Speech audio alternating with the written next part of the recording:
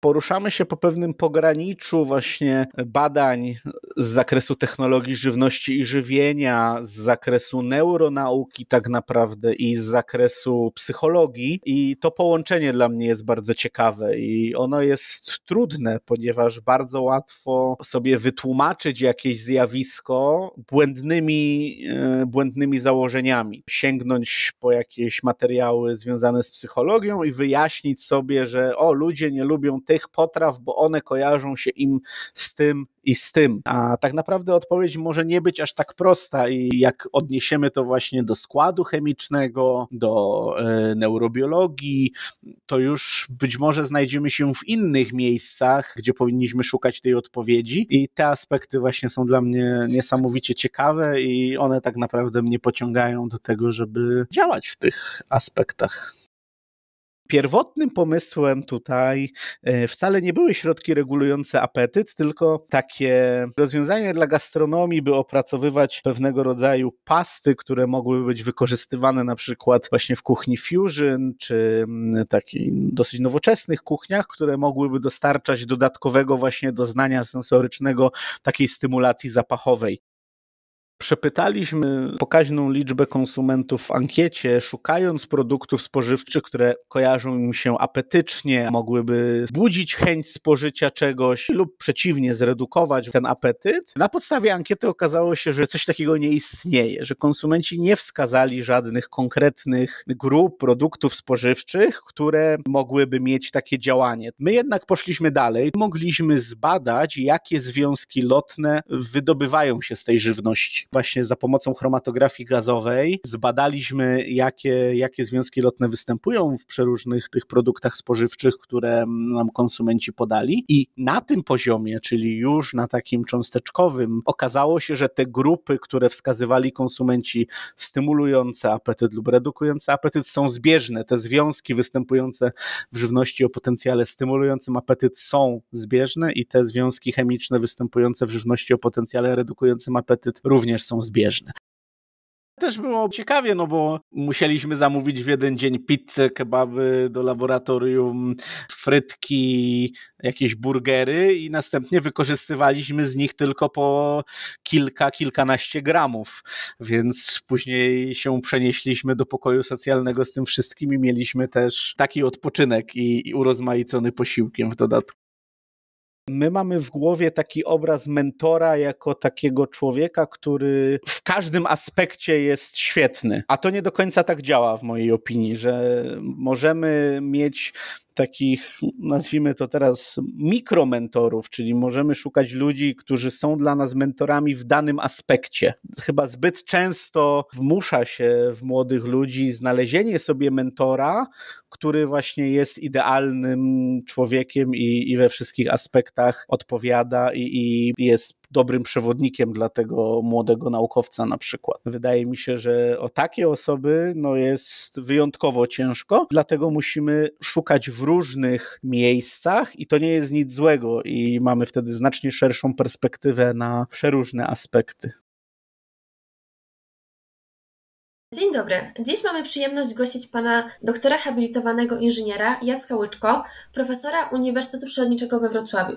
Obecnie pan profesor jest pracownikiem badawczo-dydaktycznym w Katedrze Chemii Żywności i Biokatalizy UPWR. Jego zainteresowania naukowe związane są z zagadnieniami analityki chemicznej, w szczególności chromatografii, głównie w odniesieniu do żywności i jej jakości. W swojej pracy zajmuje się przede wszystkim analizą olejków eterycznych i profili aromatycznych ziół, przypraw oraz roślin farmakopalnych, a także oceną wpływu procesu suszenia na jakość roślin. Panie profesorze, co sprawiło, że tak bardzo zainteresował się pan analityką chemiczną w kontekście żywności i jej jakości i jak w ogóle zaczęła się pana przygoda z nauką?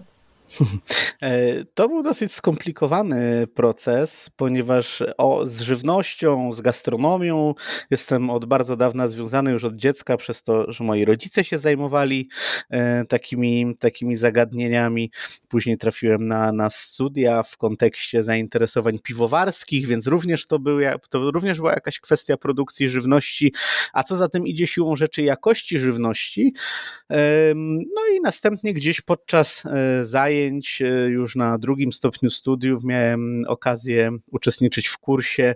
Jeszcze wtedy na początku nie wiedziałem mojego przyszłego promotora, profesora Antoniego Szumnego, i właśnie zainteresowały mnie zagadnienia, którymi zajmowaliśmy się właśnie na tym kursie. On był poświęcony tematyce właśnie związków występujących w roślinach, sposobów izolowania tych związków i dalej właśnie przedstawienia pewnych aspektów jakościowych. I to dla mnie było bardzo ciekawe, że do tej pory rozważałem pewne zagadnienia jakościowe nieświadomie jako coś, co bardziej mnie, czy osobom, którym coś się przygotowało, czy sprzedało, czy kupiło jakiś produkt, smakuje lub mniej, a te zajęcia mi wtedy pokazały, że można odpowiedzieć też na pytanie, dlaczego tak jest, tak? Czyli co jest takiego w tych produktach, czy roślinach, czy produktach odzwierzęcych również, jakie tam są związki tak naprawdę chemiczne, które mogą odpowiadać za to, że coś jest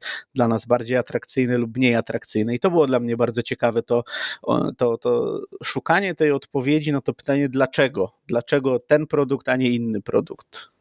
Przygotowując się do naszego spotkania, natrafiłam na informację, że całkiem niedawno w ramach spotkania naukowego z działu wrocławskiego Polskiego Towarzystwa Botanicznego prowadził Pan wykład o dość intrygującym tytule.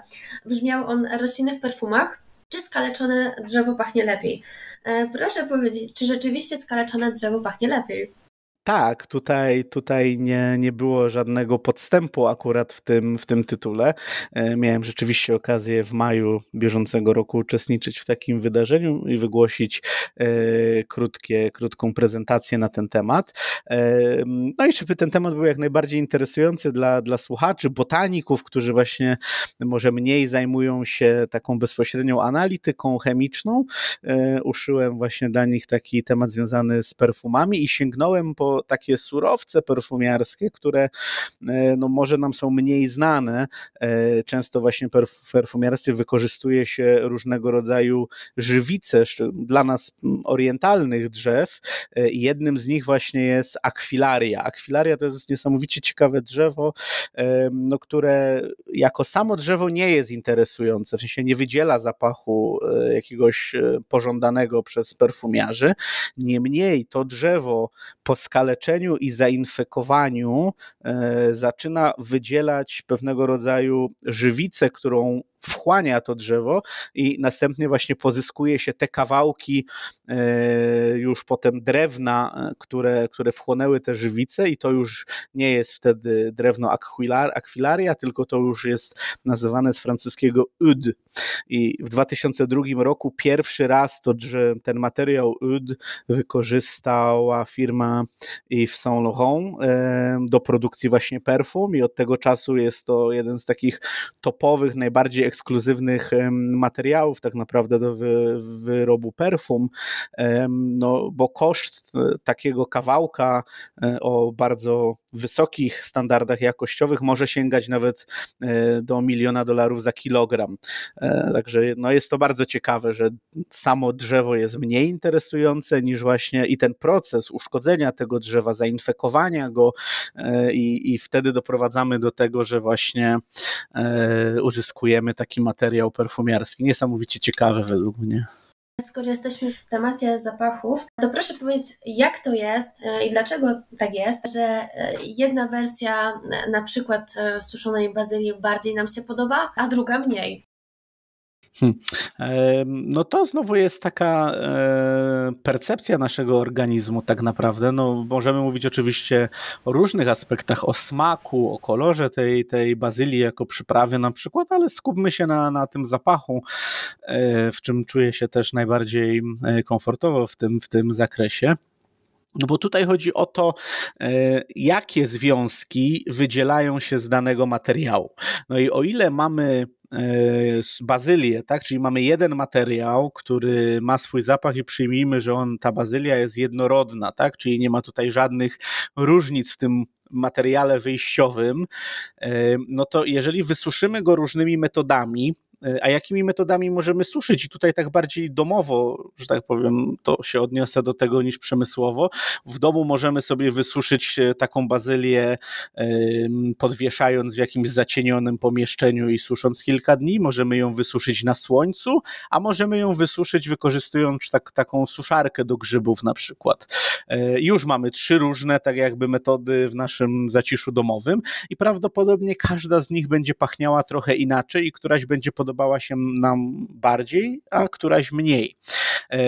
Ponieważ my, przeprowadzając ten proces suszenia, dokonujemy zmian w składzie olejku eterycznego, zmian w strukturze tej rośliny, a przez to sposób wydzielania związków lotnych, czyli tak jakby ich wzajemny stosunek do siebie ilościowy jest inny i wtedy do naszego nosa dociera zupełnie inna mieszanka związków lotnych w każdym z tych przypadków i któryś z tych wariantów jest po prostu tym wariantem, który nam jako ludziom, jako konsumentom będzie najbardziej odpowiadał. Zatem jak suszyć, aby zachować tą najwyższą jakość ziół? To jest to jest coś, z czym się zmagam już od początku swojego doktoratu. To jest właśnie taka kwestia, że na to pytanie nie ma odpowiedzi niestety. Nie istnieje uniwersalna metoda suszenia ziół. Przynajmniej na razie takiej nie odkryliśmy. Co to znaczy, że ze względu na różnice w morfologii rośliny, czyli jak ukształtowany jest liść, różnice w składzie tych związków lotnych, które tworzą te olejki eteryczne, może się okazać, że wracając do tego przykładu zacisza domowego, że załóżmy bazylię najlepiej byłoby suszyć w zacienionym miejscu przez kilka dni, czyli w cieniu, a już miętę, to jest tylko, teraz wymyślam te przykłady, a już miętę lepiej byłoby suszyć na słońcu, tak, żeby wysuszyła się szybciej i te związki lotne wtedy mniej ich stracimy na przykład.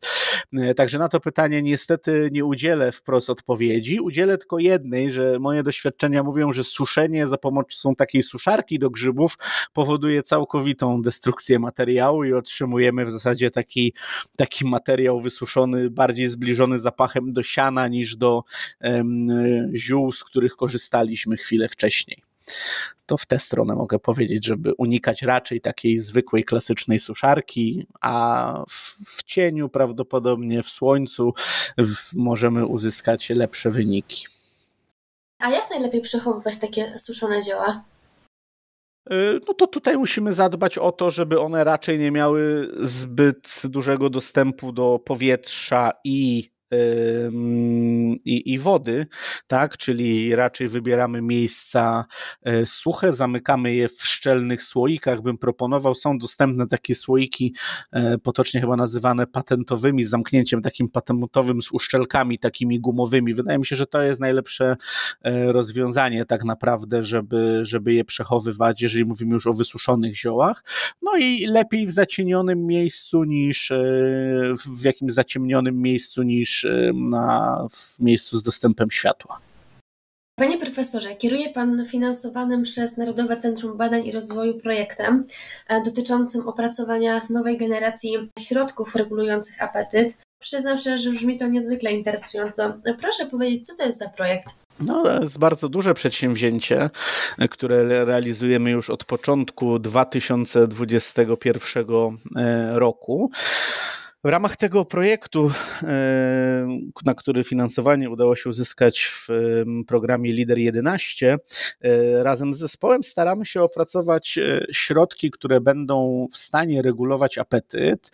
Działamy dwutorowo. Jedne miałyby stymulować apetyt i to byłby produkt przeznaczony dla osób starszych, 65+, które mają jakieś problemy już z chęcią do jedzenia, lub drugi tor to jest środki redukujące apetyt dla osób o zwiększonej masie ciała, czyli z podwyższoną, tak jakby w skrócie, z podwyższonym BMI. I nasze środki, które staramy się opracować, mają działać jedynie poprzez współdziałanie ze zmysłem węchu.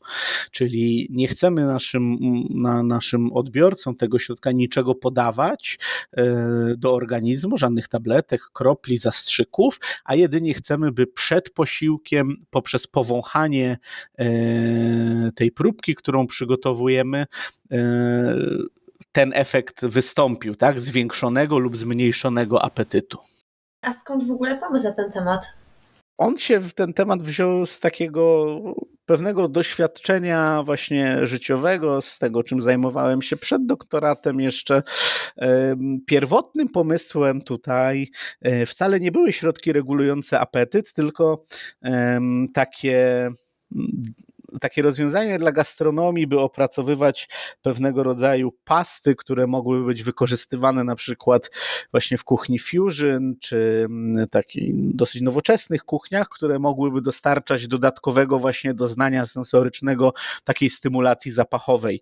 I ten pomysł przepracowany przerodził się właśnie w taki pomysł, że a może oni będą więcej jedli, ci ludzie po tym, więc ci restauratorzy na przykład byliby bardziej zadowoleni i tak krok po kroku jednak doszedłem do tego, że no może nie, skupmy się, żeby zrobić same takie środki bez konkretnego zastosowania w jakiejś konkretnej gałęzi gastronomii, gotowaniu i tak dalej, ale właśnie, żeby skupić się już bezpośrednio na tych konsumentach i trochę pomóc właśnie tym osobom w stymulacji lub redukcji apetytu.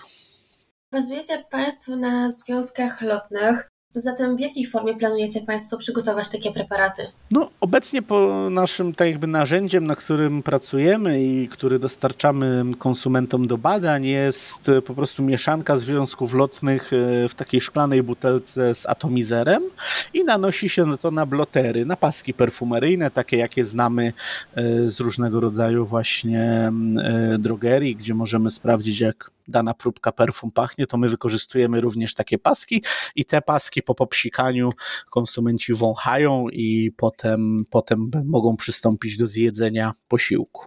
Projekt, o którym rozmawiamy, trwa już ponad 3 lata. Proszę powiedzieć, jakie były poszczególne etapy projektu? Od czego zaczynaliście? Zaczęliśmy od tego, że przepytaliśmy pokaźną liczbę konsumentów w ankiecie, szukając produktów spożywczych, tutaj znowu dwutorowo, bo mamy stymulację, redukcję apetytu, szukając tych produktów spożywczych, które kojarzą im się apetycznie albo mogłyby wspomagać, właśnie wzbudzić chęć spożycia czegoś i tak dalej, lub przeciwnie, zredukować właśnie ten apetyt. I na podstawie takiej ankiety wytypowaliśmy grupy. Na podstawie ankiety okazało się, że coś takiego nie istnieje, że konsumenci nie wskazali żadnych konkretnych grup produktów spożywczych, które mogłyby mieć takie działanie. Tak? Było to bardzo rozdrobnione. Mieliśmy przeróżne produkty od owoców i warzyw przez dosyć wysoko przetworzoną żywność jak burgery czy pizzę do jakichś dań, które tak na co dzień znamy z naszego takiego tradycyjnego domu, w miarę tradycyjnego domu. My jednak poszliśmy dalej, czyli po tym pierwszym etapie mieliśmy właśnie kolejne narzędzie i tutaj wracamy tak naprawdę do początku tej rozmowy, tego zainteresowania w ogóle tym tematem, tymi tematami, którymi się zajmuję, i my mogliśmy zbadać, jakie związki lotne wydobywają się z tej żywności. Czyli w kolejnym kroku, właśnie za pomocą chromatografii gazowej, zbadaliśmy, jakie związki lotne występują w przeróżnych tych produktach spożywczych, które nam konsumenci podali, i na tym poziomie, czyli już na takim cząsteczkowym związków chemicznych, okazało się, że te grupy, które wskazywali konsumenci, stymulujące apetyt lub redukujące apetyt, są zbieżne. Te związki występujące w żywności o potencjale stymulującym apetyt są zbieżne i te związki chemiczne występujące w żywności o potencjale redukującym apetyt również są zbieżne. Więc na tej podstawie przygotowaliśmy kilkadziesiąt prototypów takich właśnie surowców, prototypów środków regulujących apetyt. Przetestowaliśmy je wewnętrznie za pomocą przeszkolonego panelu sensorycznego, żeby wykluczyć te całkowicie nietrafione propozycje, a następnie te, które wytypowaliśmy, już przygotowaliśmy w większej skali i przeszliśmy do badań konsumenckich. W pierwszym etapie tych badań konsumenckich konsumenci wąchali te nasze środki i odpowiadali na podstawie kwestionariusza, że wydaje im się, że ten środek stymuluje ich apetyt, że mają większą ochotę na to, że mają większą ochotę na to lub przeciwnie, redukuje ich apetyt.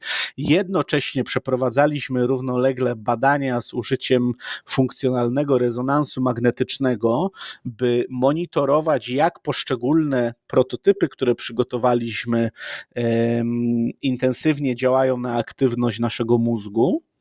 I na podstawie tych wyników, właśnie takich wstępnych, wybraliśmy najbardziej obiecujące prototypy i jesteśmy obecnie w tym ostatnim etapie, gdzie testujemy je razem z konsumentami w takim bardzo dużym badaniu, gdzie konsumenci przychodzą, wąchają nasze środki i następnie spożywają posiłek i my oceniamy, czy nałożyli sobie więcej lub mniej jedzenia i spożyli tego jedzenia więcej lub mniej w zależności od wersji, czy mówimy o stymulacji czy redukcji apetytu. Proszę powiedzieć, jakie produkty kojarzyły się osobom, które zostały włączone do badania, na przykład z uczuciem sytości, tak? Czyli z uczuciem sytości, czyli tutaj mówimy o potencjale redukującym apetyt. Tak, dokładnie. No to były takie dosyć ciężkie zapachy tak naprawdę. Wydawało się pierwotnie, że będą to zapachy wbrew pozorom to mało intuicyjne, deserowe, czyli takie, które taka była hipoteza nasza, że dlatego tak wskazują ludzie te zapachy, że już im się kojarzą raczej z tym, że jesteśmy już najedzeni i przed nami jest tylko deser i wydaje się, że nie będą tak jakby już chcieli jeść więcej. My przygotowaliśmy takie prototypy i okazało się, że niestety one nie działają za dobrze. Wręcz przeciwnie, że one dalej stymulowały ten apetyt, czyli w takim badaniu, czyli w takim całkowicie teoretycznym był potencjał, a w takim już półteoretycznym, półpraktycznym wykazaliśmy, że jednak to nie będzie działało. Niemniej udało nam się tutaj sięgnąć po takie zapachy o bardziej o dosyć intensywnych, dostarczających dosyć intensywnych doznań, między innymi zapachy, które kojarzą nam się miętowo na przykład, zadziałały tutaj dosyć dobrze. A w drugą stronę?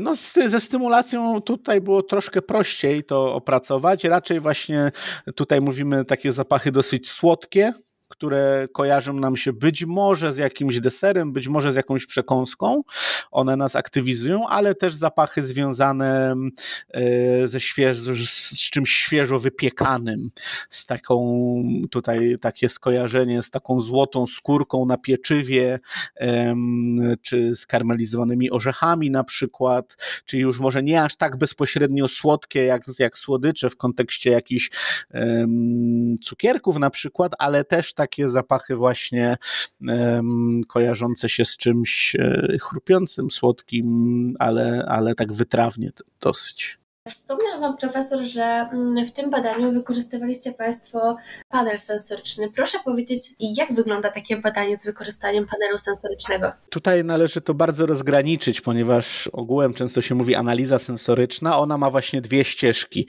Panel sensoryczny to jest jedna z nich, a druga ścieżka to jest badanie konsumenckie. I panel sensoryczny to właśnie jest dosyć mała grupa panelistów, lub sędziów, różnie ich nazywamy.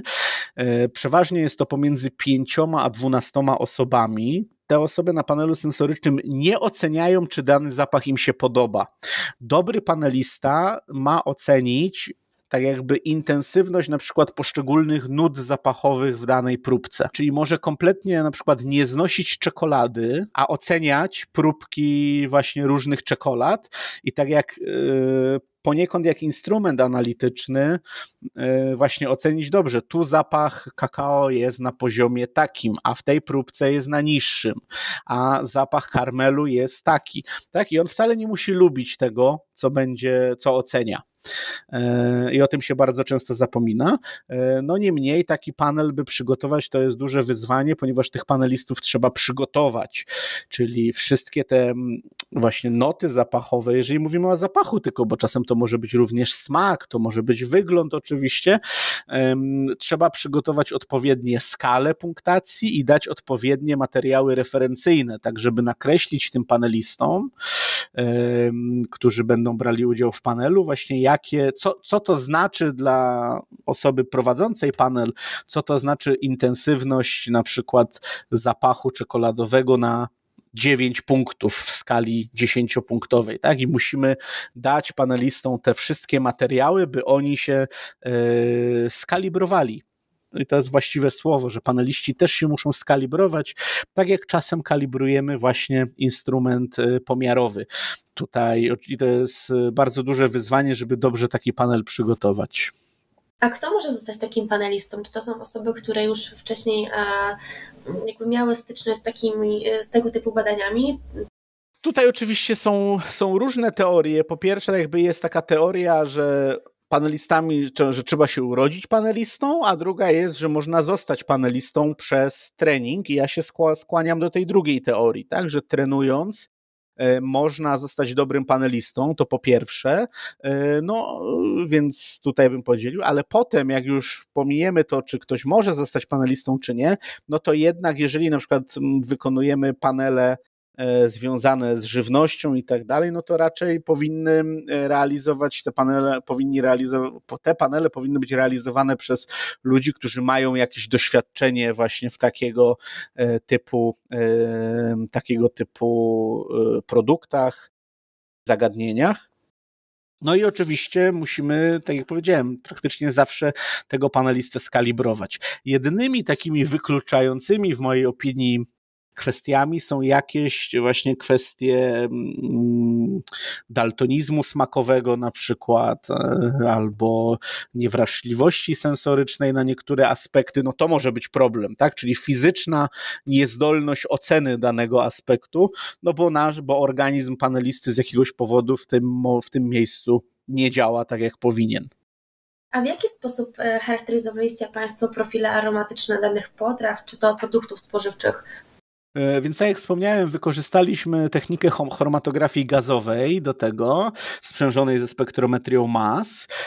No niemniej nie izolowaliśmy tych związków poprzez jakiś rodzaj ekstrakcji. Taki był pierwotny plan. Podjęliśmy próby, ale następnie przeszliśmy do ekstrakcji związków lotnych typu Headspace, SPME, Solid Phase Microextraction, czyli tak naprawdę badaliśmy nie jakie związki lotne są w tych potrawach, w tych produktach spożywczych, tylko jakie się z nich wydzielają, tak? Ponieważ to było dla nas najistotniejsze ostatecznie, bo gdzieś to może już troszkę poruszyłem ten temat po drodze, że nie do końca nas w takim badaniu sensorycznym, gdzie badamy jakość sensoryczną zapachu albo chcemy wykorzystać właśnie te składniki, które w jakiś sposób budują dany zapach, to nie do końca nas interesuje, co jest w tej próbce w środku, tylko to, co się wydziela na zewnątrz, ponieważ ta mieszanka wydzielonych związków dociera ostatecznie do naszego nosa i jest w stanie wzbudzić wrażenie sensoryczne. Dlatego my przygotowywaliśmy te próbki właśnie w taki sposób naturalny, czyli jak to było jakieś danie, no to musieliśmy to danie pozyskać i każdy kawałek tego dania do fiolki chromatograficznej o pojemności 20 ml przygotować. Nie blendowaliśmy na przykład tych produktów spożywczych, bo wtedy znowu zmieniamy sposób wydzielania się związków lotnych w porównaniu do tego, jak one się wydzielają z potraw, które mamy na talerzu, czy elementów potrawy, które mamy na talerzu. Dlatego to było dosyć ciekawe, bo badaliśmy na przykład burgery, pizzę czy kebaba i musieliśmy zadbać, żeby w odpowiedniej ilości powtórzeń do tej fiolki chromatograficznej pozyskać reprezentatywną porcję tego dania, zawierającą wszystkie jego składniki, ale w niezbyt naruszonej postaci. Także to było dosyć ciekawe, żeby to przygotować. Brzmi jak ogromne wyzwanie. Tak, no ale też było ciekawie, no bo musieliśmy zamówić w jeden dzień pizzę, kebaby do laboratorium, frytki, jakieś burgery i następnie wykorzystywaliśmy z nich tylko po kilkanaście gramów, więc później się przenieśliśmy do pokoju socjalnego z tym wszystkim i mieliśmy też taki odpoczynek i urozmaicony posiłkiem w dodatku. A czy przewidujecie Państwo współpracę komercyjną? Projekt LIDER z NCBR tak jakby no oczywiście jest poniekąd nastawiony na to, by nasze produkty skomercjalizować, przy czym jest to dosyć wyjątkowy projekt w ramach NCBR-u, ponieważ nie ma wymagania komercjalizacji, ani wdrożenia bo nie tylko komercjalizacji, ale też wdrożenia na rynek, więc my oczywiście chcielibyśmy, żeby do tego doszło. Mamy w tej chwili zgłoszonych 6 wniosków patentowych na te mieszaniny i jeszcze będziemy co najmniej 2 zgłaszać, 2 związki patentowe, no więc liczymy, że po zakończeniu projektu będziemy w stanie wzbudzić zainteresowanie właśnie przemysłu, by wejść z nim we współpracę i poczynić kolejne kroki, by takie środki wprowadzić. A co Pana inspiruje i motywuje do dalszej pracy naukowej w tym obszarze?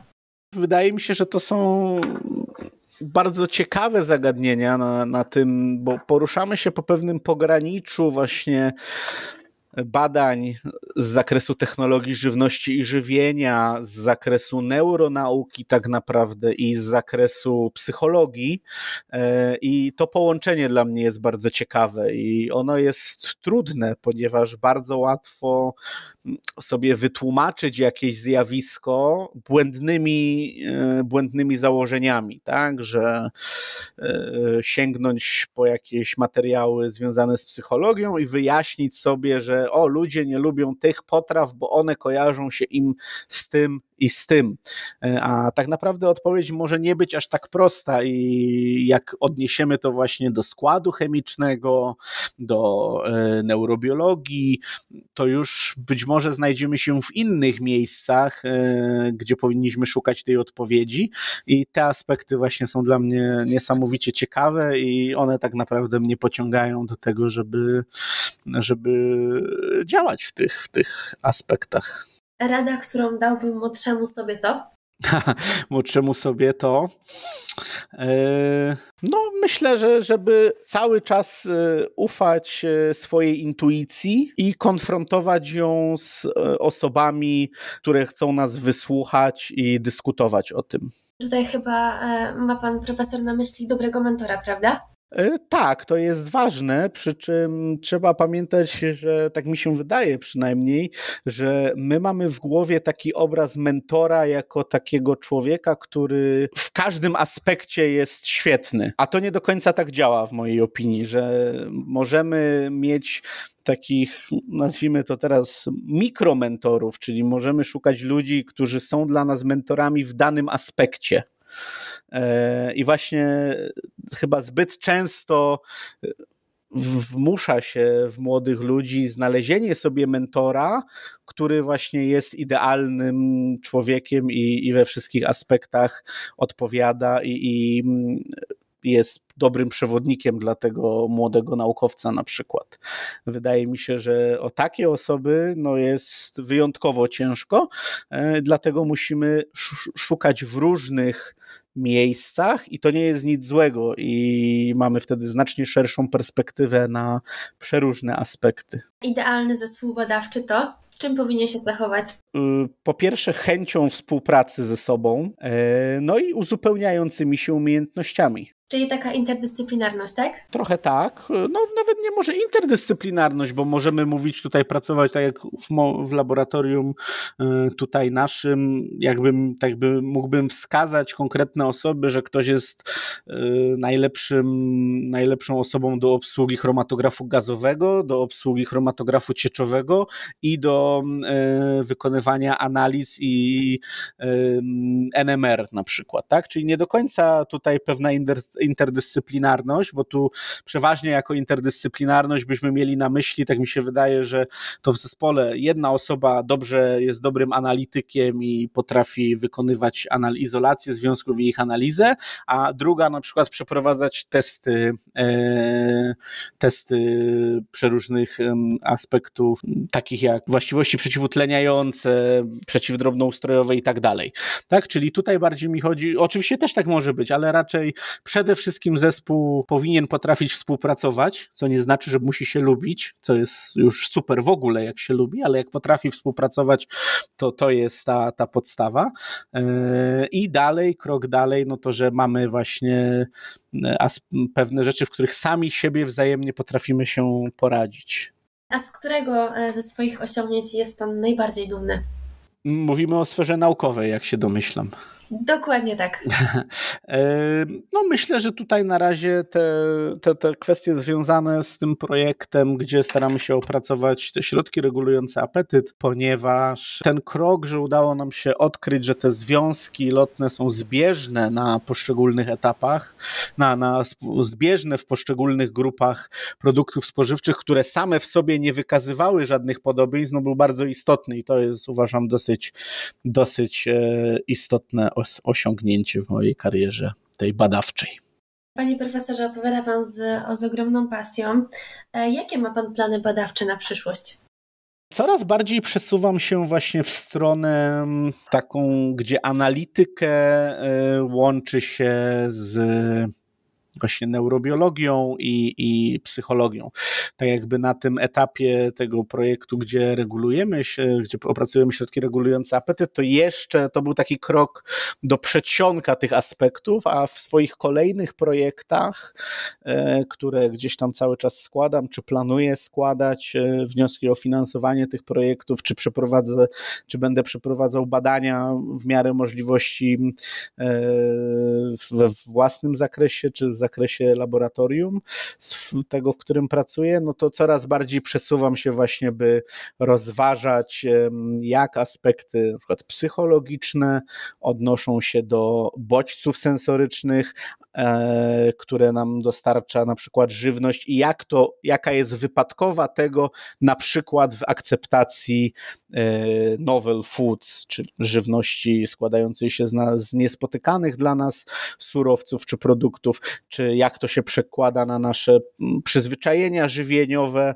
no i tak dalej. Uważam, że to są aspekty, w których powinniśmy się teraz poruszać w tym coraz bardziej tak naprawdę skomplikowanym pod względem takim społecznym i konsumenckim świecie.